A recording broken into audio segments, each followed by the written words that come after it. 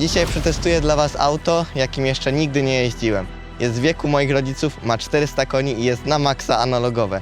I mimo, że ma na masce znaczek BMW, nie wyprodukował go koncern z Monachium. Ja jestem Tymek Kucharczyk, profesjonalny kierowca wyścigowy, a to jest BMW M7 CSL i dzisiaj będziemy upalać to cudeńko na torze Poznań.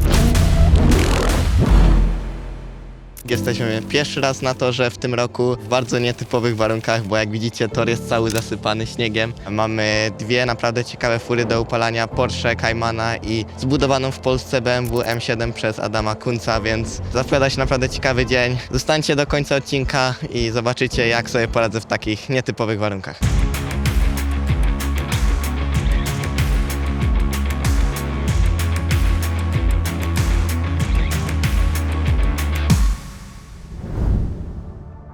BMW M7 CSL to wyścigówka zbudowana od podstaw przez Adama Kunca, właściciela warsztatu specjalizującego się w marce BMW. Projekt powstał na bazie BMW E23 z 1981 roku. Pod maską znajduje się 5-litrowy silnik V8 o mocy 400 koni mechanicznych i 500 Nm. Auto waży około 1250 kg.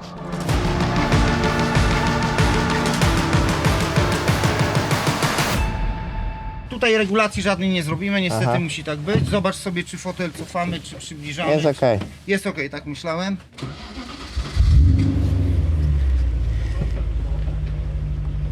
No hamulec jest taki, wiesz, no wyczujesz, nie? On ma tak, że na wolnych obrotach nie ma ładowania, ale dasz tylko gazu i ładuje, bo jest kółko zmienione. No, wsteczny mam rozumieć, że No jest... jak w BMW. Tu jest wszystko jak w BMW. A w BMW to znaczy jak? Proszę? BMW to znaczy jak? A, no to A. Czyli masz taki... No? A, okej, dobra.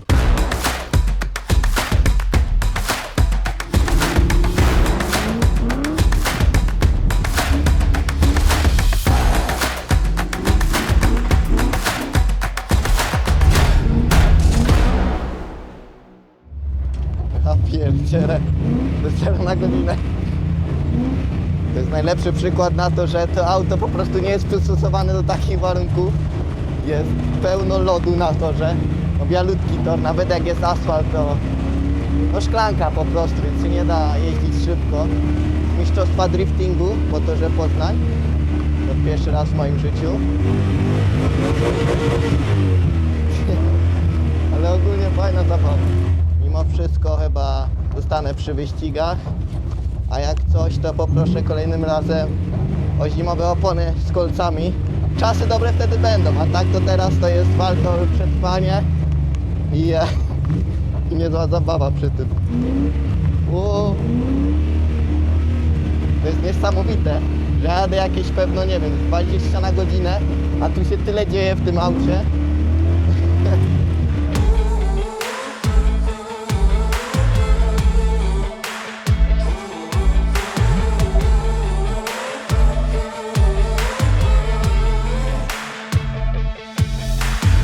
Zrobiłem parę okrążeń po zamarzniętym torze Poznań. Naprawdę mi się podobało, bo było to kompletnie coś innego niż jestem normalnie przyzwyczajony. Ale było śmiesznie, wszyscy zadowoleni, bez szkód, bez żadnych dziwnych rzeczy, więc bez przypału też, na moje szczęście. Wychodzę z założenia, że każde okrążenie, w jakikolwiek to są warunki, jakiekolwiek auto, da mi coś na przyszłość, da mi jakąś lekcję do wyciągnięcia, więc ogólnie zdecydowanie na plus. Jestem bardzo wdzięczny za tą możliwość, no bo fajnie się jest od czasu do czasu trochę poślizgać po lodzie i wyczuć jakby to auto, jak ono się zachowuje, jak musisz dać mu pracować i tak naprawdę dać mu jechać samemu, bo inaczej jak jesteś zbyt sztywny, za bardzo chcesz, to może się to różnie skończyć, a dla mnie to jest zawsze coś nowego i fajnie było to przeżyć.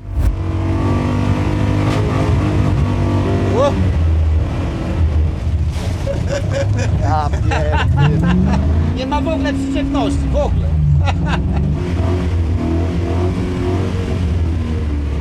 Tak się chodzi bokiem.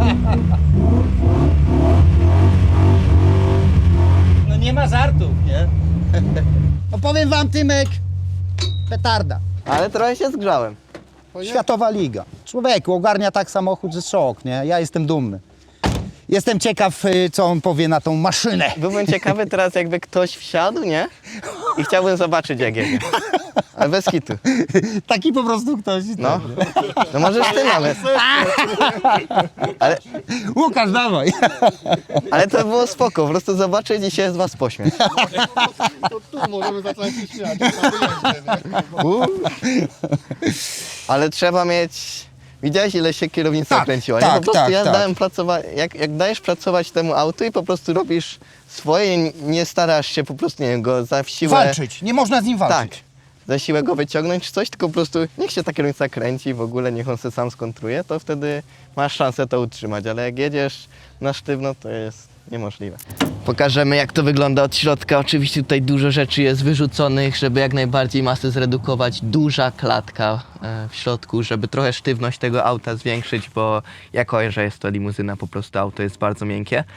Widać, że jest bardzo analogowe, większość rzeczy wyrzucone ze środka, dosłownie tylko wajcha do zmiany biegów, tutaj parę rzeczy odnośnie elektroniki auta, jak włączyć, zegary, które są by the way bardzo mi się podobają, bardzo takie oldschoolowe, no i znaczek BMW na środku, ale ogólnie naprawdę fajne auto i jak wsiadasz do środka, czujesz się dosyć nietypowo z mojej perspektywy, bo zawsze wszystko jest takie nowe i pachnące i te formuły także są dużo bardziej zadbane, jakby wszystko jest tutaj czyste, tutaj dosłownie czuć taką historię w środku tego auta i naprawdę ten klimat jest niesamowity. Słuchajcie, skończył się rok 2025, więc myślę, że warto tutaj lekko go trochę podsumować. Myślę, że tutaj zdecydowanie najważniejszym momentem tego sezonu było zdobycie mistrzostwa Euroformula Open. Oczywiście wyścig, w którym przypieczętowałem mistrzostwo, był niesamowity. Myślę, że najlepszy wyścig w mojej karierze. Wygrana o 1/1000 sekundy po wyprzedzaniu na ostatnim zakręcie jeszcze po zewnętrznej mojego rywala o mistrzostwo. Pamiętam jak mój inżynier po tym jak przekroczyłem linię mety i nie wiedziałem czy wygrałem, bo był fotofinish i dopiero na końcu prostej usłyszałem krzyk mojego inżyniera i dowiedziałem się o tym, że wygrałem ten wyścig i tym samym mistrzostwo.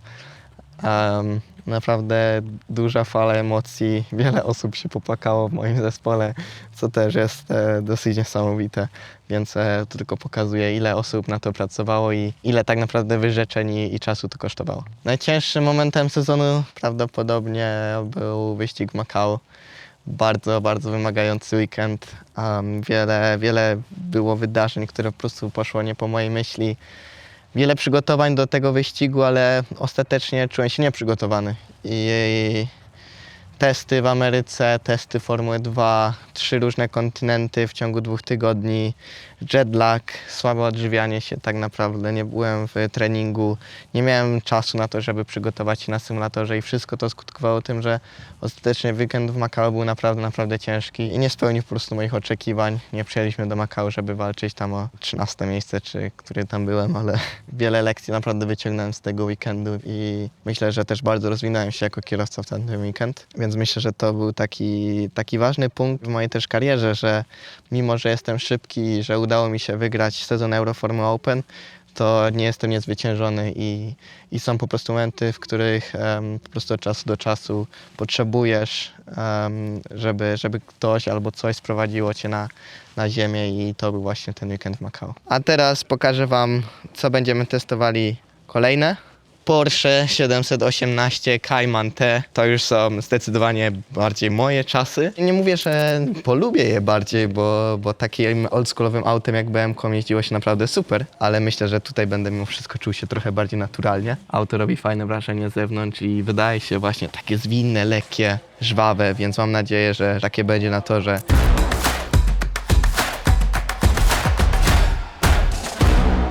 Ja jestem jeszcze młody, potrzebuję tej rywalizacji, jestem żądny krwi, wiesz, żądny tego, żeby auto dawało mi dużo feedbacku, żeby się dużo działo, na przykład dlatego BMW mi się tak bardzo podobało, nie? No bo cały czas kontrakt, cały czas coś. Tu obstawiam, że będzie dużo bardziej spokojnie. Tak, ale to sam zobaczysz, tak więc ruszajmy.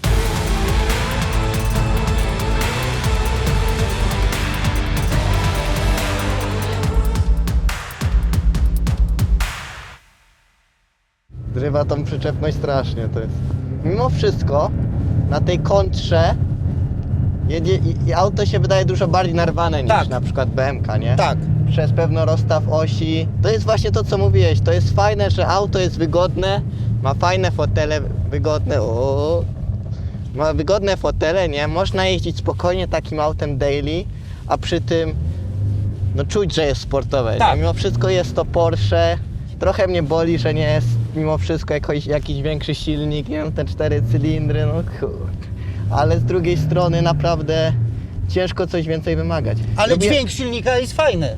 Nie chcę nic mówić, bo wiesz, w zeszłym roku dobra. jeździłem 3-cylindrowym 1.6, to wtedy mogłem narzekać. Teraz mam 4 cylindry, więc o jeden więcej, ale dalej, no. Jo. Na paluszkach nawet się nie daje jechać. Tak. Dokładnie. No tutaj to jest całkowicie lód, nie? Tragedia jakaś. Jesteśmy na 3. biegu. Ale warto potrenować też w takich warunkach, tak naprawdę.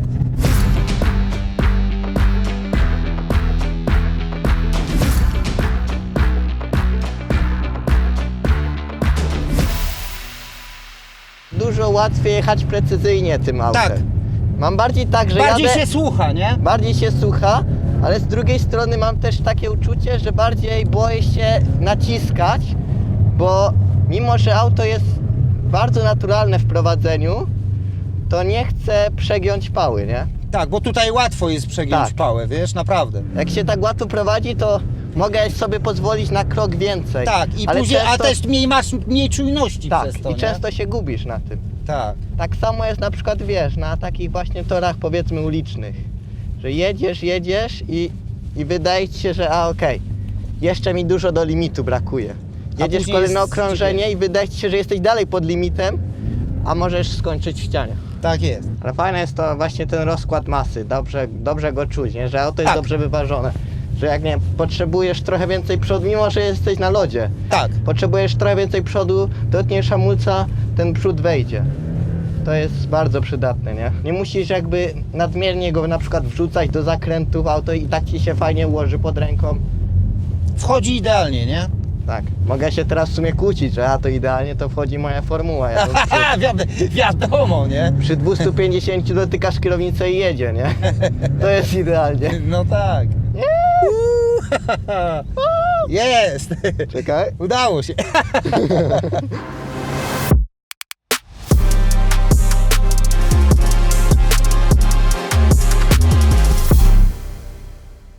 Muszę wam powiedzieć, że naprawdę dużo frajdy mi dała jazda tym autem.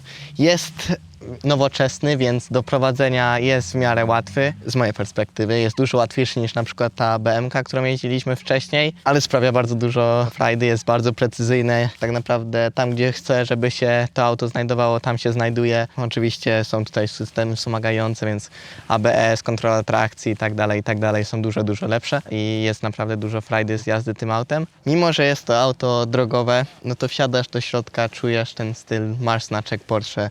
Jest to auto luksusowe, masz pogrzewane siedzenia i tak dalej, ale mimo wszystko ostatecznie to auto ma rodowód sportowy i wsiadasz do takiego auta na tor i naprawdę czujesz, że to auto jest sportowe i to jest tak naprawdę niesamowite dla mnie, bo pokazuje, że Porsche umie zrobić auto na każdą okazję, że to auto jest dobre na daily, ale przyjeżdżasz na tor, nie musisz się martwić o żadne koszta dodatkowe, po prostu wsiadasz, robisz sobie parę okrążeń, masz gigantyczną frajdę z jazdy, a przy tym przyjemnie sobie, wygodnie wracasz do domu i to jest tak naprawdę niesamowite w tym aucie. Dobra, zrobimy jeszcze sobie parę kółek, a potem powiem wam o moich planach na kolejny sezon.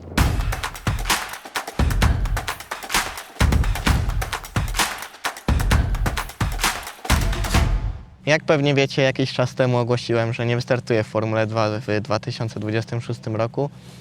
Realia są takie, że po prostu nie udało się zdobyć całego budżetu na starty i ta szansa po prostu przepadła. Ale nie rezygnuję z mojego marzenia o startach w Formule 1, dlatego też szukaliśmy alternatywnych ścieżek. Pojechałem na testy do Ameryki, gdzie jeździłem autem Indy Next i wybraliśmy, że to jest po prostu moja najlepsza opcja, abym dalej mógł się rozwijać, abym dalej mógł iść w tym kierunku, żeby być bliżej Formuły 1, nie zatrzymując się tak naprawdę na poziomie formuł, tylko dalej się ścigam w formułach, więc jest to na plus. Testy i cały zespół, cała seria zrobiła na mnie naprawdę pozytywne wrażenie, więc już się nie mogę doczekać. Za niedługo lecę do Ameryki i zaczynamy tam nowy rozdział w mojej karierze. Dajcie znać w komentarzach, co sądzicie o takiej vlogowej formie. Ja obiecuję, że będę więcej nagrywał takich rzeczy wokół mojego życia wyścigowego. Nie zapomnijcie o zostawieniu subskrypcji i widzimy się w kolejnym materiale.